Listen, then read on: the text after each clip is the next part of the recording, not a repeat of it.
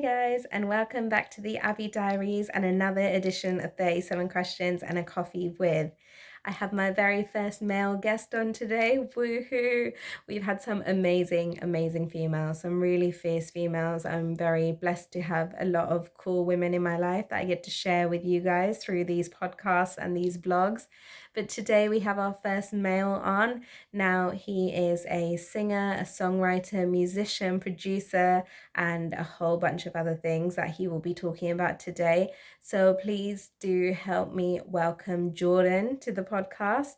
You might have already seen him. You might already know his voice because of my collaboration with him, which the link will be below. I won't wait until the battle is over.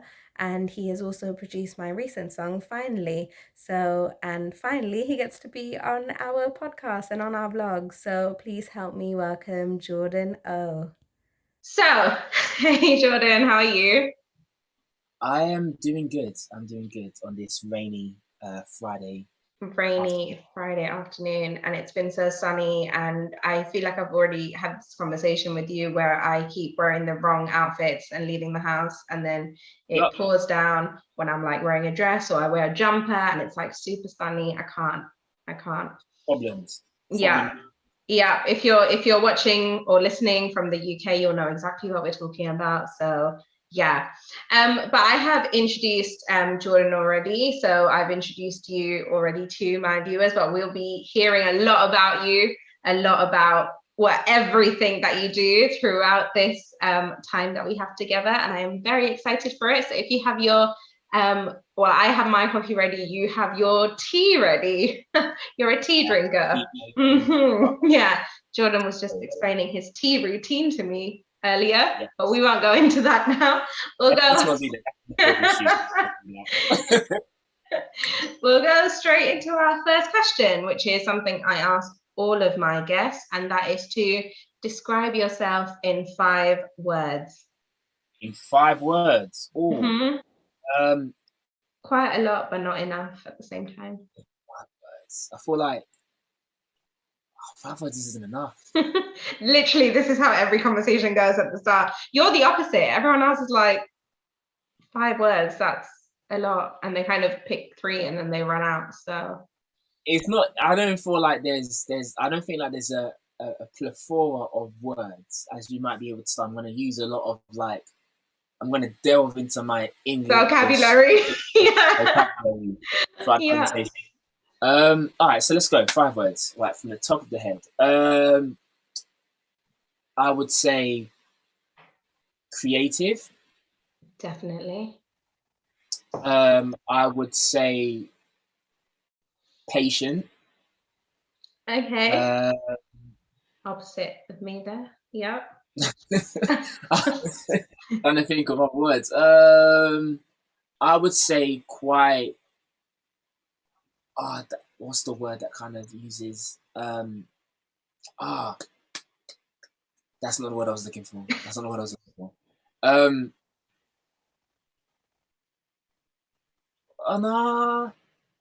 Caring. Let's say caring. I'll put that all under that bracket. So creative, caring. I can't remember the other word I said. Patient. Patient. I would say quite like weird as well, in my own way. Weird. Which I embrace that. I ain't got nothing wrong. Absolutely. I mean, I'm not yaying to you. I'm yaying because I feel like everyone's on the weird stuff. I feel like everyone would describe themselves as weird in some way. Yeah, absolutely. Embrace your weirdness. The last one. I would say,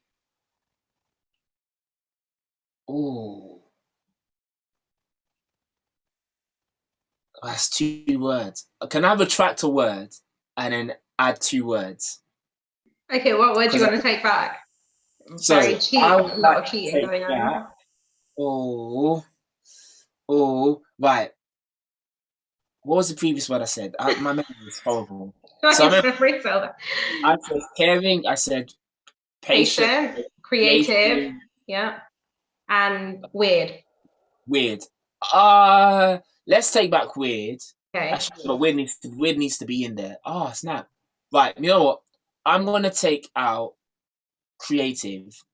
No, you can't take out creative. No, Okay, fine. So I'm gonna take out creative, right? And I'm gonna put deep thinker. So that's 2 words to then replace the creative. I mean, you can hyphen. I'm gonna allow you to hyphen deep thinker and then take creative back. Okay, that's fine. If I can hyphenate the word, then yeah, creative. Yeah, do that. Because like I feel like creative would be one of the first words that I'd use to describe you, or that most people would. So I feel like if you take that away, it's like, but yeah, no, we're gonna keep that in there, and we're gonna hyphen deep thinker, because technically, I think it should have a hyphen. I mean, I do journalism. I'm pretty sure it has a hyphen. We'll look that up later, but yeah, I'm gonna let you have that definitely. And actually, I got ahead of myself there by jumping into the first question, because I actually wanted to say something, which is that with all my guests, I wear a specific top or a specific outfit to match them. So I have a friend that's an artist. I wore tie-dye. I have a friend where we have a story together where I was wearing that top. I have a friend who I interviewed who went to my high school. So I wore a high school hoodie. I was like, oh my gosh, Jordan, like what could I possibly wear? And then the weird thing is, you know, when you usually meet someone in life, you don't always have say you don't remember it that clearly because you probably grew up with them or you met them at a certain point and you don't remember. But Jordan and I actually discussed recently the first time we actually spoke to each other and the first time that we like became friends, I'd say, or like at least at that point acquaintances. And I have a picture, and for those who are watching on the vlog, you'll see it pop up now, but those on the podcast, you just need to go to the vlog if you want to really see. But I'm wearing that top now as well because I was like, this is it, and it says Jesus loves you, because he does. And this was the top that I am wearing in the picture, and this is the top that I first spoke to Jordan in. Really, we were like, hi, I'm Abby. Hi, I'm Jordan. I know that I could have worn the same thing. Oh my god, I love it. I love that the picture still. I love that we have that. I don't have pictures with anyone else of the first ever time we met. I don't think I do with any of my friends. So it's so rare. And we didn't even take that picture. It just happened. So it's quite cool. It's very cool. It was meant to happen at the time. Yeah. Yeah, absolutely. And Simone, if she's watching or listening, she took this picture. So thank you to you. But yes, diving into the next question, another one that I ask everyone, and this is one of my favorite questions I ask people because I learn a lot from this one. What's the best piece of advice that you've ever been given? Oh, that's such a deep question. Love it. As in the illustrious words of Simone, who took the picture, we love to see it. Yes, that is my catchphrase. Oh, I'm gonna send her this. So, the best piece of advice that I've been given. There's been loads. It's been loads. I feel like,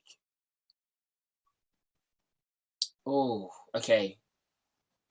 One of the best pieces of advice I've been given, I would say, is to just keep pushing, keep going, like, because the end goal is in sight.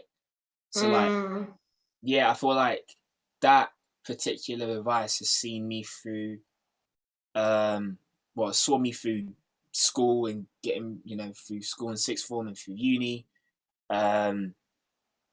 It saw me through when I was obviously doing different jobs and stuff. And even now currently, it's a good reminder, it's a good anchor that when I'm like, oh, what am I doing all of this for? It's like, no, there's an end goal, the finish line is in sight, but if you stop now, you're not gonna cross the finish line. So true. It's like that reminded me of Dory, just keep swimming. That's why it makes me think of just keep swimming. Just keep swimming.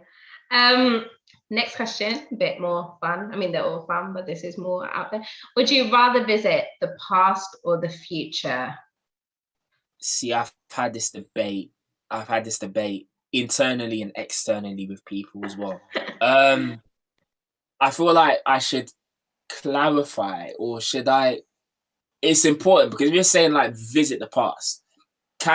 Is it like I can just see the past, or is it like I can change elements of it? I mean, the question is quite broad, to be fair. So, I mean, I know you shouldn't go to the past and change things. I'm very aware of that rule, that whole space-time continuum thing. Just as one thing you change and then everything else everything just changes. You might not even exist. So yeah. I mean, I don't think I'd go back that far that I wouldn't exist. Like that. That's a bit drastic. You'd go back. You'd go back in your life. So this is the follow-up. Well, actually, answer that question first: past or future? You know what? I don't feel like I would want to. There are things obviously I would love to change, but I feel like if that's a follow-up question, then we'll get into that a bit deeper. But I feel like the anticipation with like what comes in the future, especially because I am a like as much of a deep thinker. I also like my brain always loves to kind of like analyze possible outcomes and situations. So I feel like to put my brain at ease, it will be great to like go to the future to kind of see how I pan out. I'm like, yeah, that's what I'd say. And following on from that, where exactly would you go? Where would I go? Oh, that's a good question. Where would I go in the future? Where? So I feel like I would want to go. I mean, how old am I? I'm like 24 now. So it seems random, but hear me out. Hear my rationale behind this, okay? I would love to go like how many years is that? Like 26 years added on now. So like at the age of 50, would have lived half a century. And at a point, I'm like, okay, cool. So at 50 years old, what have I done? Have I got family? Am I just like deep in my career? Wow. Am I doing this? Am I in the same country? Am I in a different country? So I'm like, rather than like, oh yeah, I just go like, 10 years. I'm like, nah, let me see what life is like for Jordan at 50. And I can then ascertain, are there things now that I'd want to change in my current so that, but then I feel like if at 50, knowing the kind of my like, yeah, there's a lot. There's a lot of deep rationale. Yeah, exactly. That's what I was just going to say. Without going, because I feel like we could talk about this for hours too, because we could talk about everything for hours. But I feel like we could with this. But it would ruin the surprise. Like I feel like you'd if you see yourself in a certain country, you'd literally do what you can now to get there. Or if you see yourself with a certain person, you'd be like, oh, that's it. But like it would ruin the surprise, like the whole like if you see yourself like, I don't know, like wait, I don't know. Do you know what I mean? Like, I don't know. I love being surprised. I do get your point. Okay. I don't think it would make you surprised because I feel like you wouldn't know what steps are necessary to get into the point you get to. So even if it's like, okay, cool, I end up in a different country.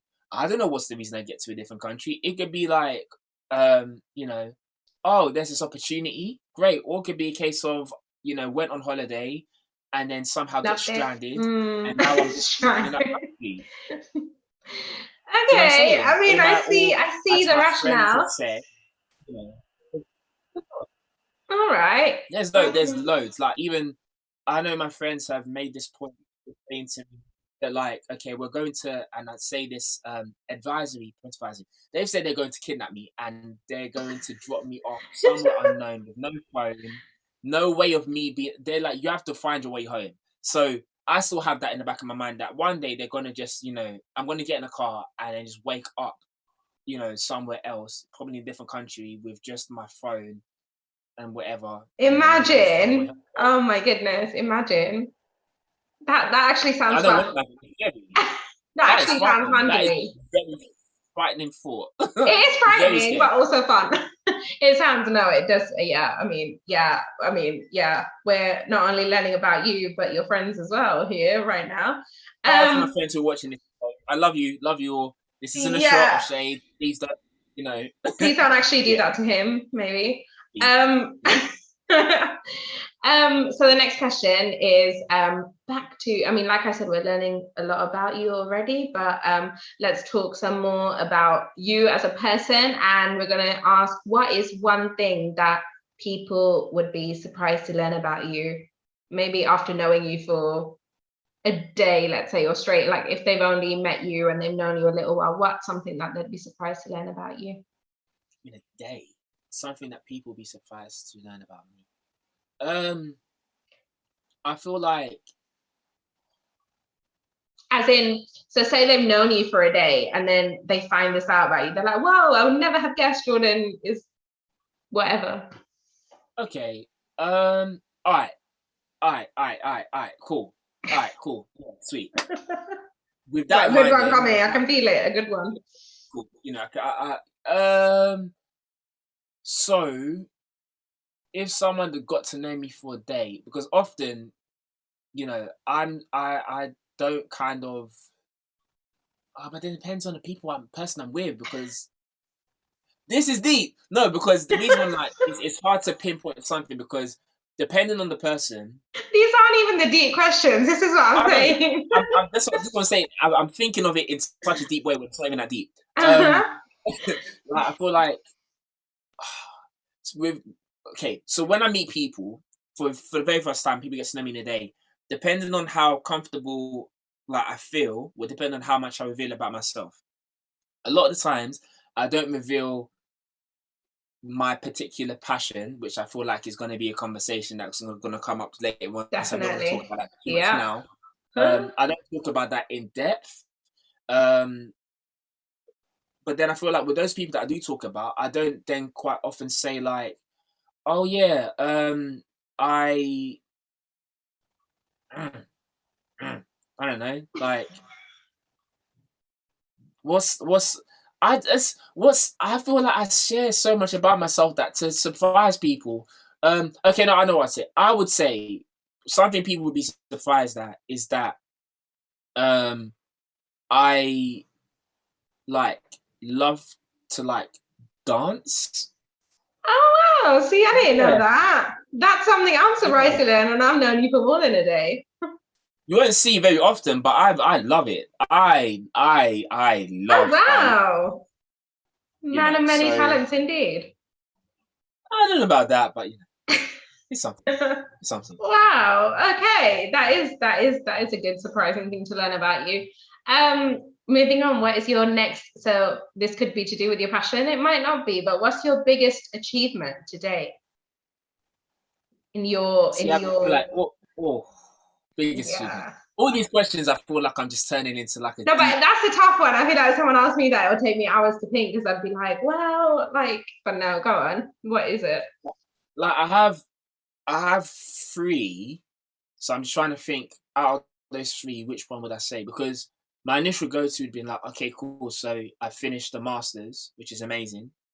Thank you. But then I'm like, it feels so. What's the word? It doesn't feel like, wow. It feels like an on paper answer. Is that what you mean? Like, yeah, that feels like an on paper answer. Yeah, so like I do get that. But in your heart, for you, what is your like? What do you look back on now and you're like, wow, I'm so proud of myself for that?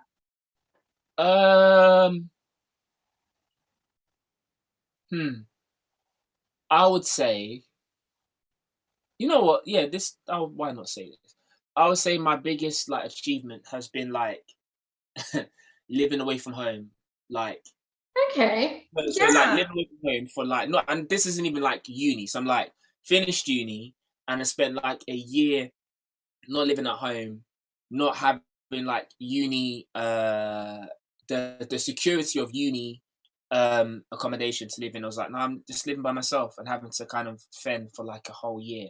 And I managed to do it. You know, yeah. So I'd say that's been my biggest achievement, which is ironic because I feel like there's other things which people are, but you've done this. No, but I know what you mean. Like on paper, there's so much that people would say, but then for you, it's like a different thing. Like that's what I'm learning more about with these 37 questions on a coffee with. I feel like we think about a person is so different to what the person thinks about themselves. And it's so interesting. I'm finding that I feel like that's going to happen more as I go through these questions. It's like, whoa, I would not have guessed that, because it's, yeah, awesome. Absolutely. Awesome. So we are going to take a quick break now, and then we'll come back and be talking about the passions that you just mentioned earlier. Cool. Hey guys, be sure to check out Jordan O on Spotify. We're back, and question number 7 is, who is your biggest inspiration? Now, I know I said it's about your passion, but it doesn't, obviously. It's your biggest inspiration personally. So who is that?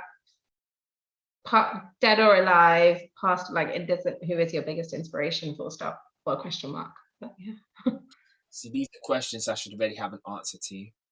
These are questions and I'm feeling like, wow, so I need to do some deep searching within myself. Yeah, I feel like after this, you're just going to be so tired, like emotionally drained, like, wow, I really learned a lot about myself too.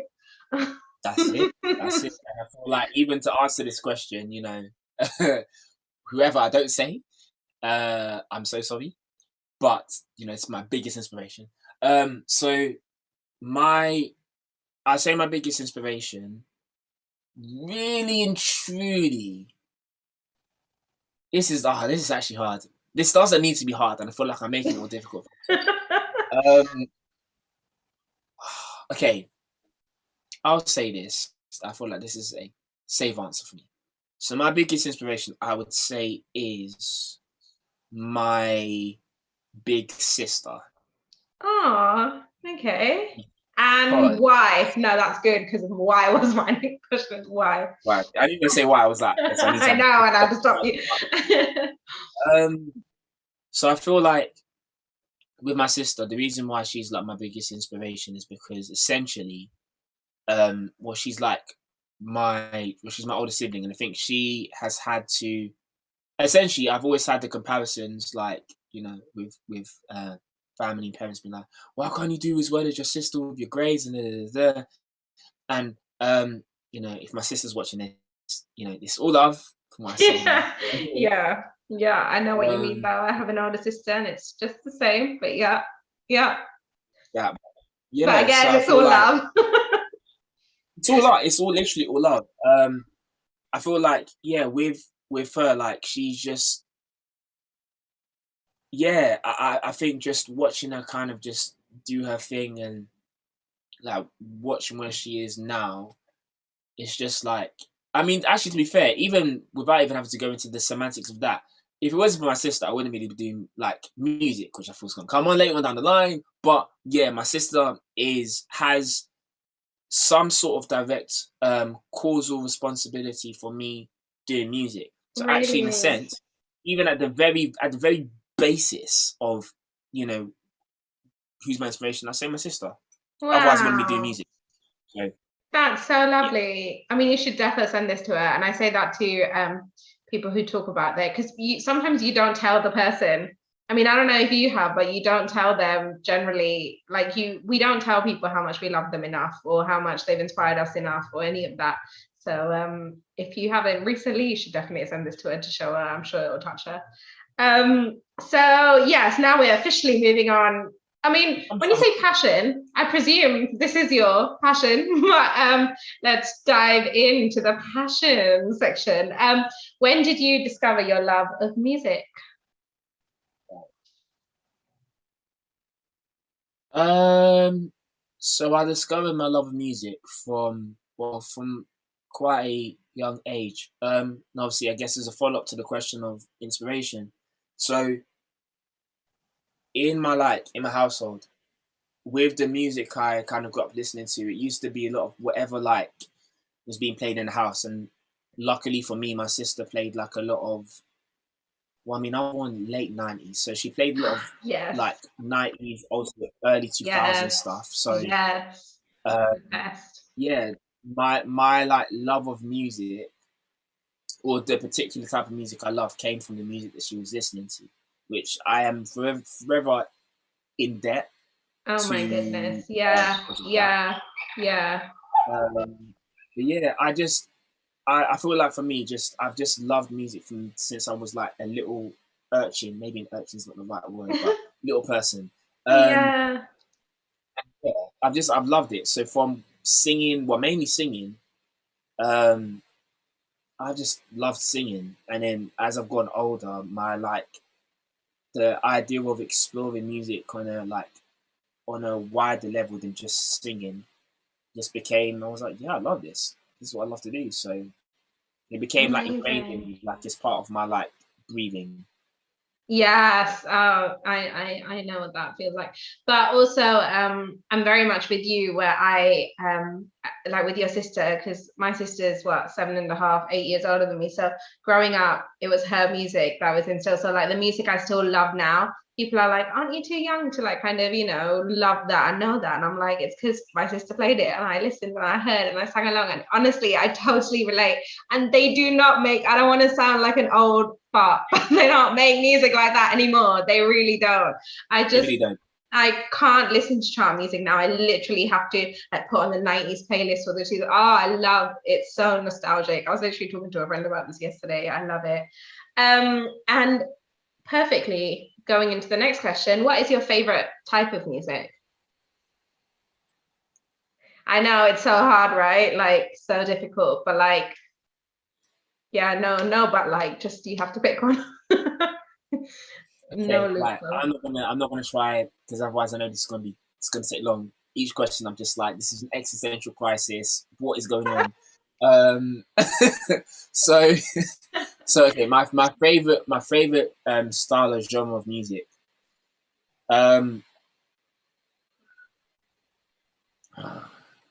So my favorite style of genre of music. I'm trying to convince myself before I even say the answer. Before you commit. Yeah, if I commit to it. You know what? I'm gonna go with like soul. I'm gonna go with soul. Just because I feel like as much as like my music taste or my music palette is kind of like expanded. Like if you'd asked me this maybe like 10 years ago when I'm 14 years old, I would have probably said pop. Yeah. Like, I'm gonna say pop. I mean like Jonas Brothers. I'm talking. Stop! I did not know this about you. Okay, you've officially like gone up and up. Oh my gosh! No, listen. Jonas Brothers to this day are my like. I'm like I they are. loved the Jonas Brothers back in the day. I mean, when they got back together, I was like so happy, but also like it doesn't beat their past music. But they still play that at concerts and stuff. Like they still play their old tunes. I loved the Jonas Brothers. Okay. When they reunited, like I was one of very few guys that was like, I need to get a ticket to go watch them in concert. Now, when I didn't get a ticket and I saw friends get a ticket to watch them, I was heartbroken because I was like, oh my goodness, you don't even love them like I do. I know how that feels. Oh my gosh. But back in school, I'm really surprised actually, because I know not only because a guy, but forget that part, but just when I was back in school, I feel like not many people knew or loved the Jonas Brothers, which is really weird because they were around, but they were more like American famous than they were British famous. But I was a Disney girl, so that's the only reason I knew them. Oh, yes. Disney. Right? Like, listen. Come on. Oh my goodness. Sorry, but I completely missed the rest of your pop list because I freaked out as soon as he said Jonas Brothers. No, but I was not expecting. I said Disney. I mean, like what? Pop, like so Jonas Brothers, Scouting for Girls. Okay. Like it was like a lot of music that when I was in like primary school, whenever we used to have school discos, like when she's so lovely. Oh yes. Click, clap. Oh my gosh. Yeah. Yes. So there's a lot of that music has just still stayed like it hits a sweet spot. It does hit the spot when it comes on a playlist on shuffle and you hear those first notes and you're like, it takes you back. Oh my god! I feel like I'm in primary school again, just like yes. Oh, I feel like just kids nowadays. I know again I sound so old, but I feel like kids nowadays just don't understand that kind of feeling. Like you just don't get that anymore. I can't.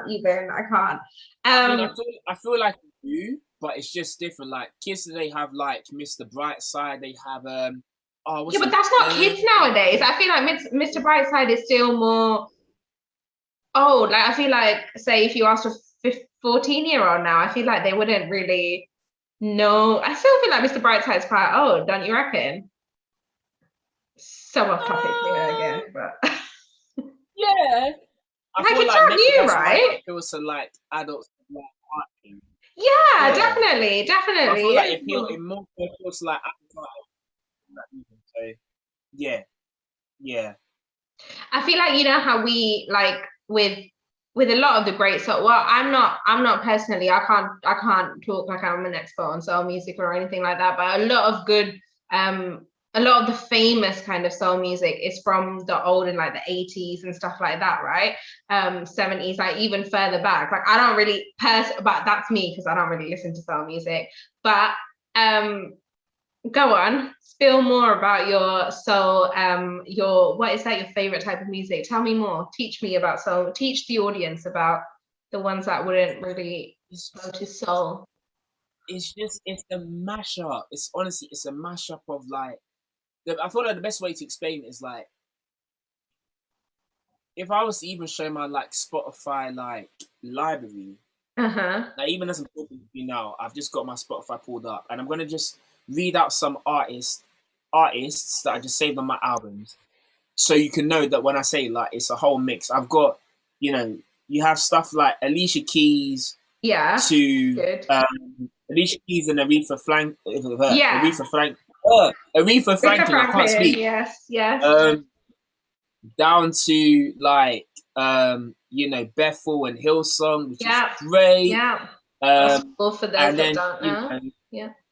I've got stuff like Calvin Harris, and like if I just keep scrolling rather than just alphabetical, because otherwise we won't be here for ages. Oh yeah, I realized I was very. I was like, is that a coincidence? Very, very alphabetical. Very alphabetical. Like it's a whole mix of stuff. Like it was going really well. It was like Aretha to like the way you were saying it. I was like, yeah, is he like picking it out because it's like what is it, alliteration, or is it actually just alphabetical coincidentally? Basically, so like it's just honestly it's a whole mix of stuff, and I feel like one of the things that I love about I guess my love for my love for music, that I hope that gets cut from the tape. So too much tea. So my love for music, that's so horrible. My love for music basically is just a whole like mashup of country, soul, pop, R&B, rap, folk, even to an extent like everything, basically the good type of everything. Like, everything. I'm an eclectic, an all-rounder, an all-rounded taste in music, basically. And you mentioned a couple of artists, but who are your musical inspirations now? How many do you want me to give? Because then that will. How many do you want me to give? Wow. Like maximum. Top 3. Top 3. Oh, okay. Quite easy to break this down then for me. So John Legend, in terms of like just his vocals and his sound, is kind of what I feel like I crafted my music around. I'm gonna still say Jonas Brothers because I feel like their kind of cheesy pop lyrics has still found its way into the way that I kind of make music today. Oh, wow. Okay. I'm loving this. Okay. And then the last one, very last one, I would say, funny enough, they will begin with J. There's this artist called John Bellion, who's like a producer, but he just makes music that he loves, and he uses like creative ways to do it. And I feel like I've drawn a lot of inspiration in when it comes to trying to make music. I kind of have used him as a reference point to kind of just try be creative. And so all J's: John Legend, John Bellion, Jonas Brothers. And we've got Jordan. I like. And we got Jordan. Like, list. What? That's cool. Very coincidental and very cool. That's cool though, because like going back to the question of what would someone be surprised to learn about you, I really do feel like it's the fact that you listed Jonas Brothers as one of your inspirations, like musical inspirations. I'm gonna just, that's stamped, like time stamped, like that's cool. That's cool. I All like that. very much, That's it. very much respect that. So speaking of, so I've already talked to the audience a little bit about what you do. So obviously we know not only do you sing, but you also write your own stuff, as you kind of very briefly mentioned. But what kind of music, or what kind of not music, what kind of topics do you kind of lean towards when it comes to writing? Like what are your, like, what would you describe your music as being? So I know I can't just maybe put it down to one musical type, because if someone asked me, I find that very hard. If you can do that, if you know what kind of musical type you kind of write, or just the topics, like what's your writing like essentially? What are your songs like or about? I would say for me, when it comes to like my type of writing style, or my writing signature, as one would say, I'd say like I love to write songs from a place of like real emotions and experiences that I've gone through or that I feel. So anytime I kind of write, I don't ever choose to kind of write from a place that I've not been in. When I'm writing from, obviously if I'm writing for someone else, then that's different. But I feel like I always want to put like authenticity for me is one of the key things that just is like the cornerstone of like, or the bedrock of the music I make.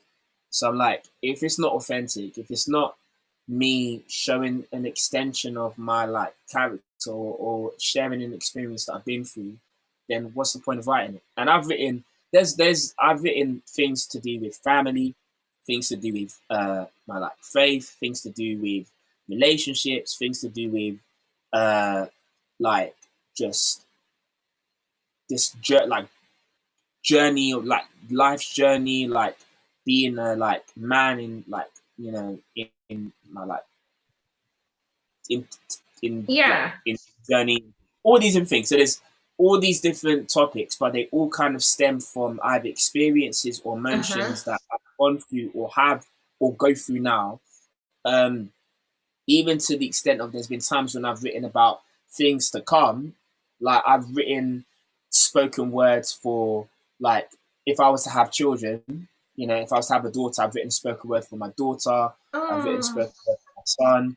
I've written a song about my future wife who I haven't met yet. So I don't just like kind of write in the past or even in the present. I like sometimes try to explore The future. writing from a future perspective, the things that are yet to come. So yeah. Really cool. Also I wanted to say, I mean, I feel like I'm answering all your questions with you, but I'm so about authenticity, because I feel like, so as much as I love certain artists, like you'll see like for example, and I'm not a Beyonce hater or anything, do feel she's a bit overrated, but it's okay. Be careful, whoever be careful, because they're watching. They have I ears know everywhere. they're watching. I know. I feel like subscribers are leaving.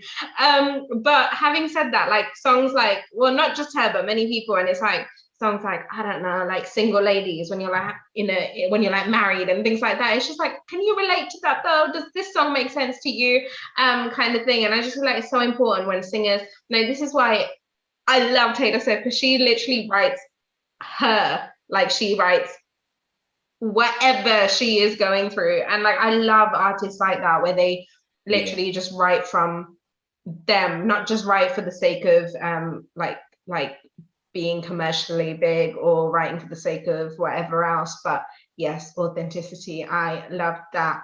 But really cool, see, learning amazing stuff about your songs. Speaking of your songs, amazing songs, so many great songs out there, and the links to your Spotify will be below, as well as the song that we wrote together, Jordan and I, as I mentioned, have a song together, and that will be below because I am very proud of that and I love that. But yeah, a great playlist from you out there, and many more to come, I'm sure, because I've heard snippets of others and I'm like, where can I see this? And you're like, it's not out yet. And I'm like, well, I'm waiting. So, you know, there's a lot of great music that's still waiting to come, that's just sitting in your studio. But going on from that, so far, released, I guess, or maybe if it's unreleased, you can name it too. I'll leave that to you. But what is your proudest song to date? I knew that question was coming. Yeah, I could see it in your face. You were like just waiting. I know it's gonna come. Proudest song to date. Proudest song to date. Okay, so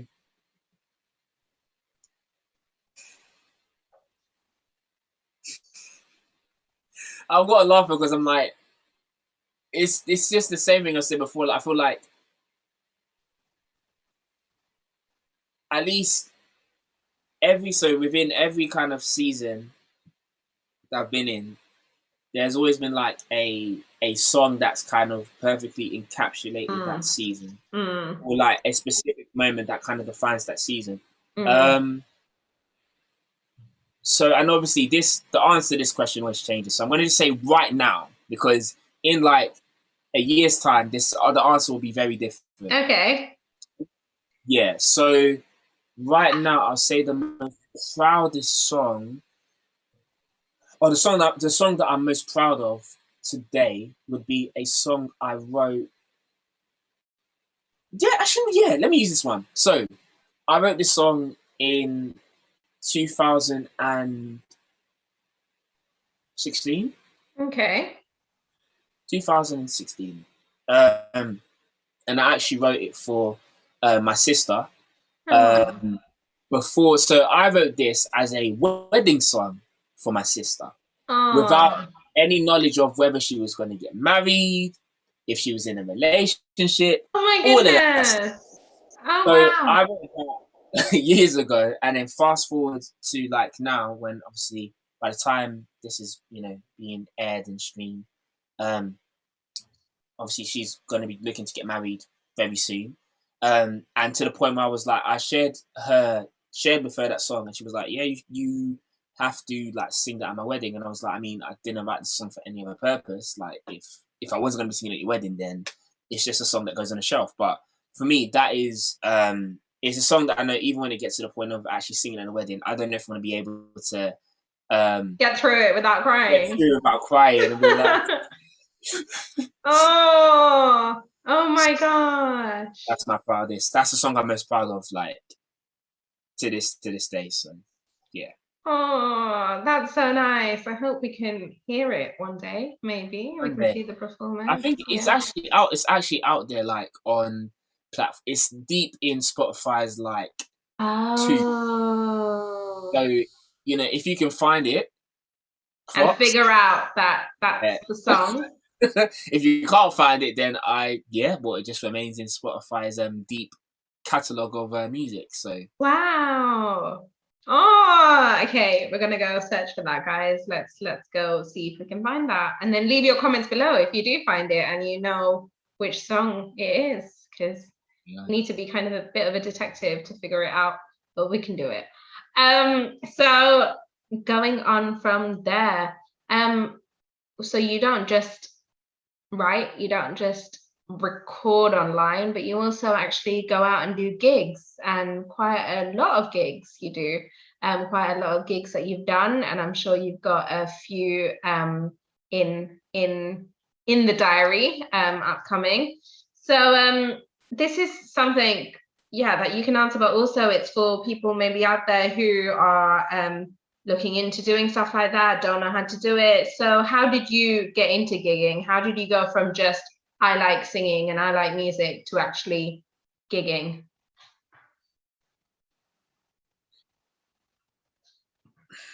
Okay, so for me, to be quite honest, I've only been like gigging properly within this last, I'd say, or within this last year and a half. So actually within the lockdown period, which or is just so just at the wild. start of yeah, When everyone it's else crazy. is kind of It's like crazy. not able to, and then you get these opportunities too. That's awesome. Like, no, that's awesome. Yeah. Literally. And it's funny because like, so prior to, so I think I hadn't finished uni. I was still in uni at the time. But prior to when I started my masters, when I was doing my bachelor's, and I used to go, like, my uni used to have like a lot of open mics. So I was kind of like, I'm gonna go there just to check out what is the like vibe of it and stuff. And I ended up doing that as a like regular thing. Like I went there, shared like a song I'd written in like my first week of uni, That's and people liked it. so So I was much like, I'm gonna guts. keep coming back when we have it, and then Yeah. I've been saying this and to then I feel George. like, Oh, sorry, we keep cutting each other off because the connection's a bit funny. No. That's what I'm saying. Yeah, we keep like, I feel like I'm like a second delayed on your screen, but no, sorry. Carry on. Oh no, I was just gonna say, like, so obviously, yeah, like within this whole, like, just before lockdown had happened, like obviously I had done a lot of open mics, and I started to kind of delve into doing like some. I did this competition called like Open Mic UK, and I remember getting to the final, which I was surprised I even got to the final. Not knocking my ability, but I was kind of like, I'm just in it to have fun. And how I stumbled into the final, which was like in the O2. I was like, all right. Wow, I do remember this. Yeah, I do remember this. Wow. A whole, I was like, wow. So I'm performing in the O2 in the final of the competition. That's cool. That's something I can put in my like album of stuff. Like, so I performed at the O2. But when obviously, so when this whole lockdown period happened, I was at least I had like one gig before we went into lockdown. I was like, yeah, I'm about to get gigs. I've got stuff lined up, and then lockdown happened. I was like, so I can't do gigs anymore. I'm back to square one. Yeah. We just took it online, built up a bit of like following from doing that, and then now as we've come out of lockdown, there's been so much more opportunities that's been presented because of making use of the time in lockdown to actually put myself out there in front of a wider audience, not just now in the UK, but now people who can be watching from all over the world. Wow. And be like, this is me, this is my gift. Yeah. And if you like it, I can give more. If you don't, then I'm still going to give more anyway because it's me anyway. And it's not to do with you. That's it. No, that's so good though. And I've said this to Jordan before, but I think he's so like, he's got guts and he's so brave to like do something like just the first week of uni, like just put yourself out there kind of on stage and, just do things. You don't, why be afraid? It's awesome. I love it. I am trying to learn to be like that. It's awesome. So speaking of singing and gigging, do you prefer singing covers or do you prefer singing your own songs? Which, because I know you do both really well, but which do you prefer? Yeah, which do you prefer? So I feel like I prefer doing originals only because when you're singing a cover of someone else's song, depending on how well known the song is, depending on the style of the song, people will already have their preset notions and expectations of what the song sounds like. So true. So I can give an example. I had a gig yesterday and I sung a John Legend song. As I said, John Legend inspiration. Squeeze it into my set list. And it's funny, when I said to the audience, I was like, so I'm going to be doing a John Legend song. Everyone was like, woo, ooh, John Legend, ooh, ooh. So I was like, okay, so you doing that, now you think, okay, so you already have a preset idea of Is he gonna sing it like the original? Is he gonna sound like John Legend? Is he gonna play it like the original? Is he going to switch up completely? Is it gonna sound great or not? Yeah. Whereas when you do, when you do like your own stuff, I feel like there's more freedom to be creative. There's more freedom to make mistakes because they're not gonna know the difference. Yeah. People never know. Like, there are times where I've butchered my own words to songs while I'm performing live in the moment, and I'm like, you don't know I'm messing up unless I'm like, oh, I'm so sorry I messed up, which I try avoid doing that all costs. Like, if I mess up, try to sing the word, try to sing the melody, just chalk it up till it happens. And I feel like I kind of give more like emotion because obviously with whatever I write, I pour my heart into it. So then when it comes to performing it, I would then try to put all my heart into performing the thing that I've written. That like makes sense. Yeah, 100%. Yeah, and it makes so much sense, definitely. So following on from that, do you prefer performing live or do you prefer recording things and putting it up on your socials and stuff? Which will also, there'll be a link below to that, but yeah, which do you prefer? I prefer performing live. I feel like what a lot of people don't see when it comes to recording stuff for like say Instagram, which I mainly use, is it is not very often where one video you see has not been done like at least minimum 10 times. Like almost, I say 95% of the videos that I put on Instagram, with the odd few that, that just happen in a moment, I will start, and if I mess up a note, okay, stop, let's go again. Or start, and I'm like, oh, I didn't hit that note properly, okay, let's start again. Start, I missed a word, let's do that again. The lighting is back, let's do that again. Oh my day, let's do that again. I didn't like how my head moved in 1 inch of the screen, let's do that again. Until the point where I'm like, I am just done, I'm going to upload this. If people like it, great. If they don't like it, I don't really mind because I can't get a perfect video. So I'm like, you are going to take whatever I'm putting out, and if you like it, amazing. If you don't, then I can't help that. I've tried 10, 15 times. So true. Nailed it. Yeah. And you've So yeah. So wait, so you do prefer performing live? That was your answer. Yeah. Absolutely. Okay. I prefer performing live because I feel like when you perform live as well, you can feed off people's like energy and emotions that's in the room. Like I can see if someone's smiling, if someone's really getting into the song, if someone's nodding, if they're closing their eyes, because like you're just taking us away into a whole different space.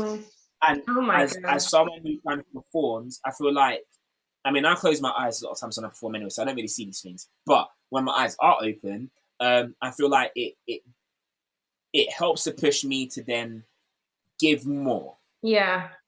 Because I'm like, I can see people connecting with it. So yeah. Spoken like a true artist. And also within that, you actually gave quite good advice, quite good wisdom, quite something that you learn as you grow up, and especially when you're in a field like being a singer, being a musician, being an artist of any type really. But what you said that stood out was the fact that, if you like me, great, and if you don't, well, I can't control that, because and it's like the song, I can't make you love me if you don't, you know what I mean? And I think you really, I know I think that really as much as, like, I feel like if there was maybe a young teenager watching this, or someone who's in high school still, I feel like they might be like, yeah, sure, I know that's true, but then it doesn't really go in. And I feel like as an adult, that's often the case, but it's so true, especially when you're an artist, especially when you're a singer. Like, it doesn't matter if not you, and I'm sure, I mean, I know Jordan has many stories to share where, you could get like 50 amazing comments and then you get like one bad comment, and it's the same with me. And then you notice that and you're like, oh, like, but I feel like it happens, but also, like Jordan said, you should never let that get in the way of you and what you do and what you love and your passions and stuff. So amazing stuff. Yeah, so on that note, I was actually going to ask a few more questions, but I'm actually going to put the break in now so you can soak in that amazing. Yeah, you need to soak that in. You lot need a break. So go refresh your coffee cups and we'll be right back. Grab another cup of coffee or refill your tea. We'll be right back for the final section of part 1 of this 37 questions and a coffee with. Okay, so we're back, and my next question, it's continuing on with our, well, he is our musical guest technically, so our musical question. We're continuing with our musical side of things.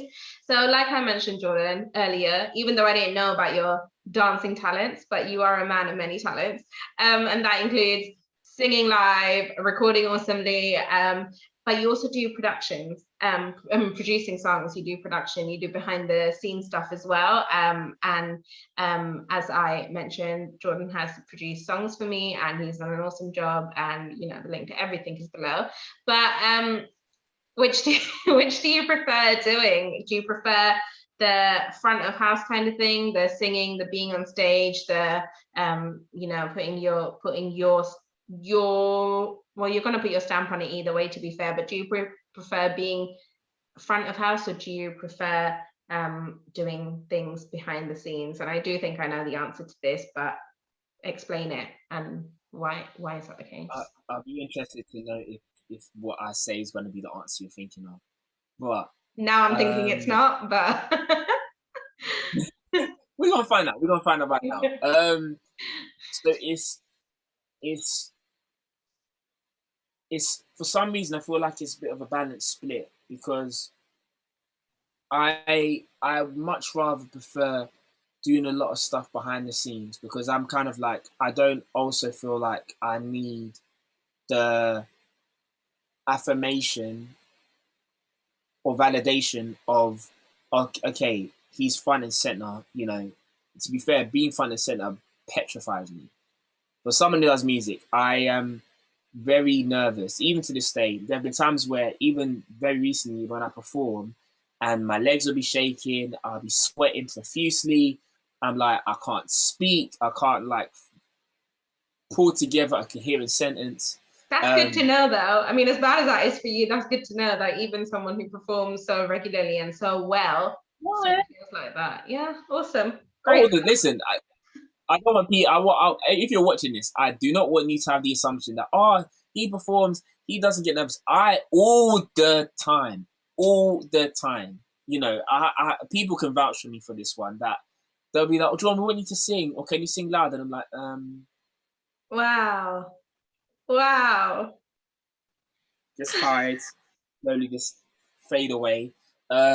Which is the name of one, like nice little just nice little mention. But I feel like, in terms of behind the scenes, one of the things I just love doing is just, I love writing songs. I've got a whole, when I say a whole bookshelf of like songs that may never come to the surface, and that's okay, because I feel like for me, like, writing is amazing. Even just the process of writing with people is great, because it's like, I love being able to see an idea come to life. And even if it was like, because someone had, you know, made this in conversation, they were like, "Oh, but would you not want to be famous?" I was like, I'd be happy if I wrote a song that blew up and the person who then sang that song was getting all the fame. And I'm like, that's great. I helped contribute to a global song having its recognition. So yeah, I'm quite content. I'm not like, "Oh, get me." I'm like, no, I'm cool. I'm gonna just keep writing.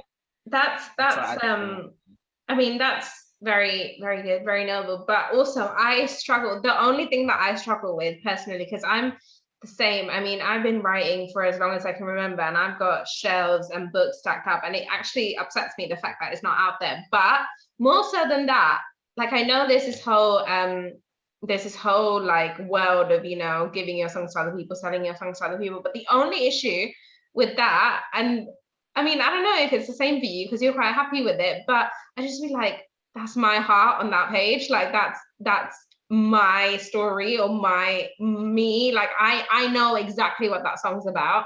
I know maybe who it's about, or like how I was feeling when I wrote it and all of that. And then like having, I mean, I guess it makes sense having someone else sing it. And it is about letting go. Like I feel like only artists, or maybe like, you know, maybe even it is just limited to songwriters, I don't know, but it's like your baby and you're kind of like giving it to someone and you're just like, oh, but and you just have to let go because it's technically it's their song. Yes, you get the, but it's like, you know, and like they might make it faster or like change it, and it's like, no, that's just what, like, do you know what I mean? Absolutely. I feel like I haven't had that opportunity yet, although I've like written with people. Obviously I've written with yourself, Yeah. and written with other people. There hasn't been a stage yet where I've like written a song and I've been like, there've been a couple close times I've been like, you can take the song, and then I'd be like, I really want you to have this song though, because I love it, and because I love it, I don't know if I want to give it away. But I'm also not, you know, I don't object to giving a song away, because obviously, yeah, like my original heart and intention behind why a song will be written may not be the same as someone else. I could have written a song, well, for example, I wrote a song about mirrors, like mirrors was a prompt, and it turned into some really deep emotional song. Now, if I was to give it to someone else, they might be like, oh, this is about someone who treated me wrong. And I'm like, I just wrote this about mirrors. Like, my visual intention was just like, oh, mirrors, what can I think about with mirrors? And, you know, they might sing it in a way or perform in a way that's like, my heart is broken. And I'm like, that's, obviously, I don't say that's good for you, because it's not good for you. But like, if you can then find a way to kind of channel, like, you know, the music in a way that just is then fits you and personalized to you, then that's great. I will always know what the original intention behind what I've written is. But that doesn't mean everyone else knows. There's so many songs that have like intentions that people will be like, you wrote a song about your beard, and it sounds like a love song. I'm like, you are right. You are right. I did that. Wild. No, but it's true. It's so much of letting go when it comes to being a songwriter as well, which is the tougher part. I mean, it's all tough. I mean, it's not an easy job. It's not an easy career. It's not an easy path, but it's worth it, isn't it? So, yeah. Speaking of which, so songwriting. If you could, I mean, you kind of went over this, but if you could choose one or the other, would you rather write a song? That means a lot, and then give it to someone else and watch them kind of sing it and do their own thing with it? Or would you rather take someone's song and you produce it yourself and make a master? Which would you prefer? Which would you choose to do? Say you had to do one of these for the rest of your life. You're either a behind the scenes songwriter that sells to maybe famous people, or you're someone who's a producer who takes someone's songs and makes it what it is today. Which would you rather do? I'm gonna go with a final answer. My final answer. I'm not changing. I'm not gonna call it lifeline. No phone a friends. Okay. Not gonna phone a friend. I'm just gonna that's my final decision. We don't need to go to 50-50. It's just I mean, it's a 50-50 question, to be fair. There's only two options, but kind of, you know, that kind of ruins the whole, you know, 50-50. But, yeah, I definitely I feel like I love writing songs, and even if, you know, something gets changed, in my mind, I'm always like, oh yeah, I remember when I wrote that. Like, yeah. So I feel like I'd happily be someone who kind of does stuff in the background, writing for other people, where it's like, at least the essence of an idea is still within a song, even if, you know, it doesn't end up, all of this doesn't end up in a song. The core essence is what kind of has made the song come into being as well. So that's true. Yeah. Cool. What would be your dream future 5 years from now? So just 5 years from now, if you could choose your future, if you could decide exactly where you want to be and what you want to be doing, what would that look like to you? 5 years. How old would I be? I'll be 29. So I'm hoping by 29 years old that That's quite good. So just before your 30th birthday, where do you want to be? That's quite good. just for my 30th, yeah.